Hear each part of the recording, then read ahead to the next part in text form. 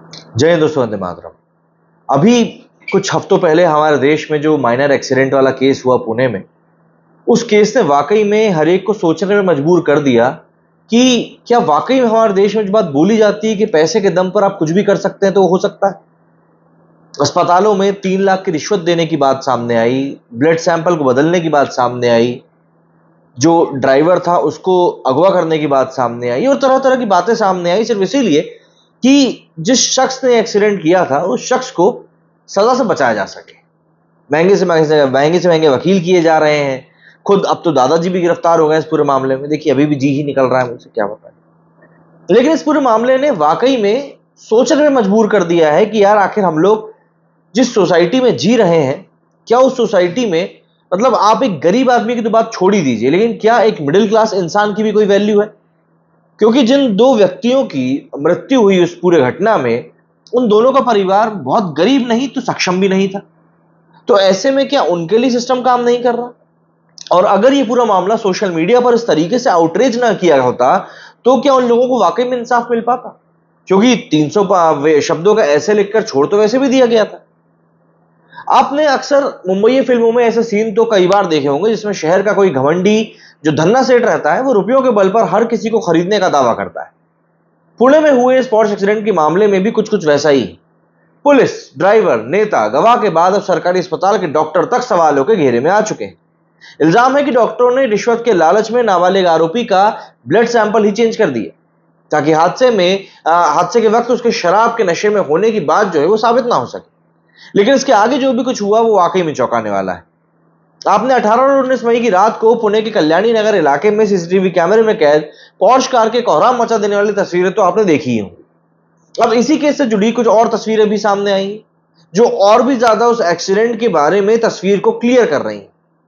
दरअसल जिस एक्सीडेंट में बाइक पर जा रहे 2 इंजीनियर्स बेमौत मारे गए थे, तस्वीरें नाबालिग आरोपी और उसके दोस्तों की हैं, जिसमें वो पॉर्श कार के साथ में नजर आ रहे हैं। सोर्सेस की माने तो ये तस्वीरें नाबालिग आरोपी का जुर्म साबित करने के लिए पुणे पुलिस का एक अहम हथियार साबित हो सकती हैं। लेकिन आखिर इस तस्वीर में ऐसा क्या है, क्यों ये काफी ज्यादा अहम साबित हो सकती है, इसकी बातें हर तरफ चल रही हैं। लेकिन पहले ये जरा जान लीजिए कि इस केस को मैनेज करने और गुनहगारों को बचाने के लिए किस किस लेवल पर कैसी कैसी साजिश, कॉन्स्पिरेसी रची गई और कैसे एक के बाद एक वो साजिशें बेनकाब होती गई।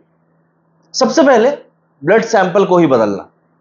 आप यकीन करेंगे, जिस नाबालिग आरोपी पर शराब के नशे में धुत होकर गाड़ी चलाने का आरोप लगा है, उसे बचाने के लिए ससुन अस्पताल के डॉक्टरों ने उसका ब्लड सैंपल ही बदल दिया।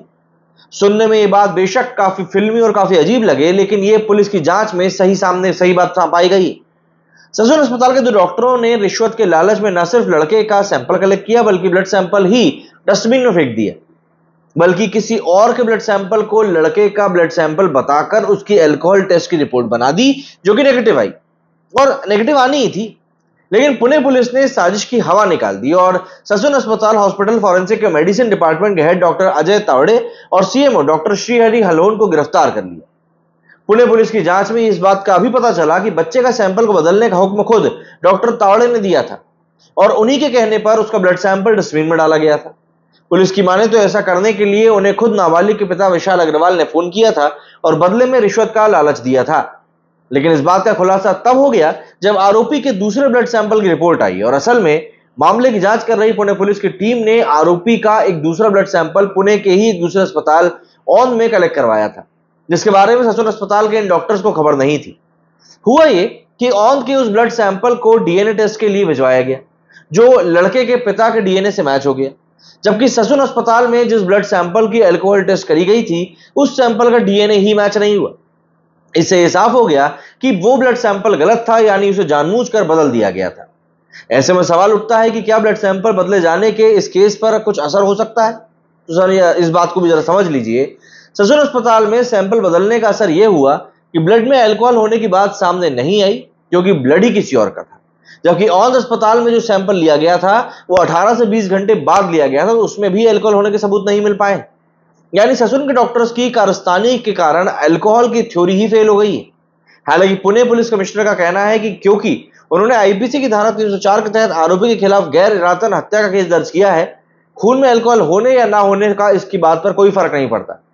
अस्पताल के जिस शख्स के ऊपर, जिस डॉक्टर के ऊपर ये पूरे आरोप लगे हैं, उसका कहना है कि अब क्योंकि वो पकड़ाया है तो जाहिर सी बात है वो दूसरों के भी नाम बताए।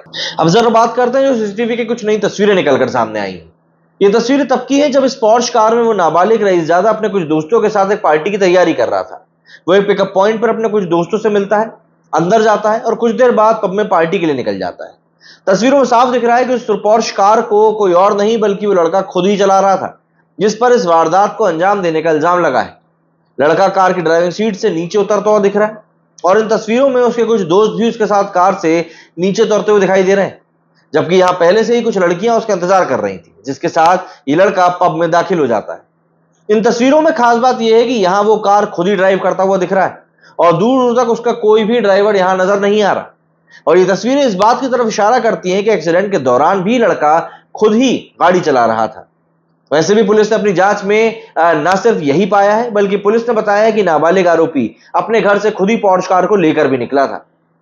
इसके अलावा एक बात आ जाती है कि क्या जुवेनाइल बोर्ड के ऊपर भी किसी प्रकार का दबाव था, क्योंकि आपको याद होगा कि वारदात के तुरंत बाद नाबालिग आरोपी को गिरफ्तार करने के कुछ ही घंटों के अंदर जुवेनाइल जस्टिस बोर्ड ने उसे जमानत पर रिहा कर दिया था और जमानत की शर्तों के तौर पर उसे सड़क हादसों पर एक ऐसे लिखने, ट्रैफिक वॉलंटियर के तौर पर काम करने को कहा गया था। इस हैरान कर देने वाले फैसले को लेकर देश भर में बवाल छिड़ गया था। लोगों ने इसका पुरजोर विरोध किया था, जिसके बाद में जुवेनाइल जस्टिस बोर्ड ने न सिर्फ अपना फैसला बदला, बल्कि नाबालिग आरोपी को फिर से पकड़कर 5 जून तक के लिए रिमांड में भेजने के आदेश दिए थे। लेकिन अब जिस तरह एक के बाद एक इस केस को रफा दफा करने की कोशिशों के खुलासे हो रहे हैं, उसे देखते हुए पुलिस अब यह भी पता करने की कोशिशों में जुट चुकी है कि जमानत के उस फैसले के लिए क्या जुवेनाइल जस्टिस बोर्ड के मेंबर पर भी किसी प्रकार का कोई दबाव था। इसके अलावा ड्राइवर को फंसाने की साजिश का भी खुलासा हुआ। दरअसल इस केस के सामने आने के साथ ही आरोपी नाबालिग के घर वालों ने जिस तरीके से पूरी तफ्तीश को बर्बाद करने की साजिश रचनी शुरू कर दी थी, वो ड्राइवर वाले एपिसोड से साफ हो जाता है। उस एक्सीडेंट के बाद जब उनका ड्राइवर गंगाधर अपने घर जा रहा था, तो नाबालिग के दादा सुरेंद्र अग्रवाल ने उसे बीच रास्ते से अगवा किया और घर ले जाकर सुरेंद्र और उसके बेटे विशाल अग्रवाल ने उसे बुरी तरह धमकाया और सारा इल्जाम अपने ऊपर ले लेने की धमकी दी। इसके बाद में ड्राइवर ने पुलिस के सामने झूठा बयान भी दिया और एक्सीडेंट के समय खुद ही पॉर्श कार चलाने को लेकर बात भी कही।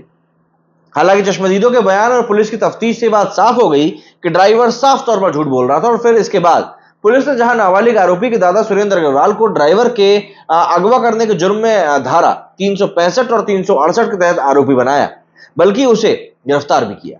इसी मामले में पुलिस ने नाबालिग के पिता के खिलाफ आईपीसी 201 के तहत सबूत मिटाने की कोशिश करने का केस दर्ज कर उसे गिरफ्तार कर लिया है। इसके अलावा सीसीटीवी फुटेज में छेड़खानी की बात आई है, वो भी एक बहुत बड़ा आरोप है। दरअसल नाबालिग आरोपी के घर वाले इस एक्सीडेंट के बाद पहले ही दिन से अपने बेटे को बचाने की कोशिशों में जुट गए थे और इसके लिए वो किसी भी हद के आगे निकलने के लिए तैयार थे।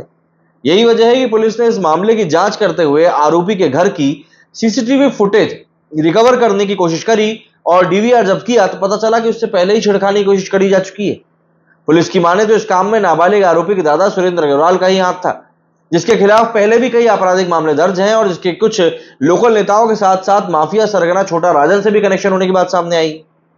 पुलिस की माने तो डीवीआर में छेड़खानी कर सुरेंद्र अग्रवाल असल में यह साबित करने की कोशिश कर रहा था कि उसका पोता 18 मई को अपने घर से पॉर्श कार लेकर खुद निकला ही नहीं था।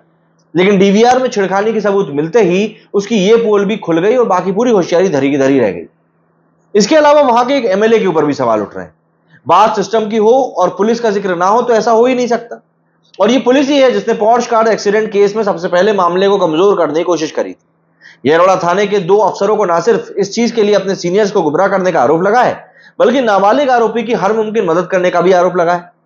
इस हादसे के फौरन बाद में बड़गांव शेरी के MLA Sunil Tingre Yerwada police station पहुंचे।